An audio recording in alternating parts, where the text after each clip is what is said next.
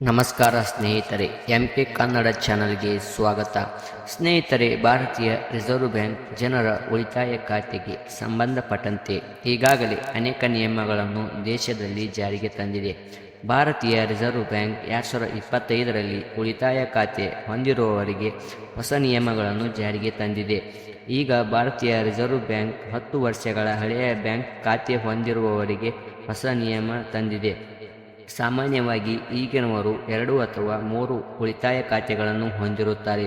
ಅದೇ ರೀತಿ ಸಾಕಷ್ಟು ಜನರು ಬ್ಯಾಂಕ್ ಖಾತೆಗಳನ್ನು ಮಾಡಿಸಿ ಯಾವುದೇ ವಹಿವಾಟುಗಳನ್ನು ಮಾಡುವುದಿಲ್ಲ.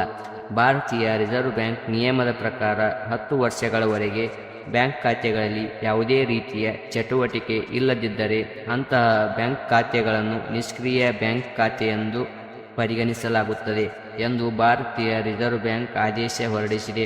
ಇನ್ನು ಭಾರತೀಯ ರಿಸರ್ವ್ ಬ್ಯಾಂಕಿನ ನಿಯಮದ ಪ್ರಕಾರ ಒಬ್ಬ ವ್ಯಕ್ತಿ ತನ್ನ ಬ್ಯಾಂಕ್ ಖಾತೆಯಲ್ಲಿ ಡೆಪಾಸಿಟ್ ಇಟ್ಟ ಹಣವನ್ನು 10 ವರ್ಷಗಳಲ್ಲಿ ಹಿಂಪಡೆಯದಿದ್ದರೆ ಆತನ ಖಾತೆಯನ್ನು ನಿಷ್ಕ್ರಿಯ ಮಾಡಿ ಅದರಲ್ಲಿರುವ ಹಣವನ್ನು ಶಿಕ್ಷಣ ಮತ್ತು ಜಾಗೃತಿ ನಿಧಿಗೆ ವರ್ಗಾವಣೆ ಮಾಡಲಾಗುತ್ತದೆ.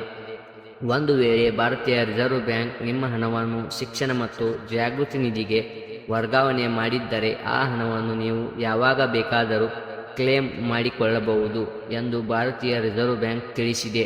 ಧನ್ಯವಾದಗಳು.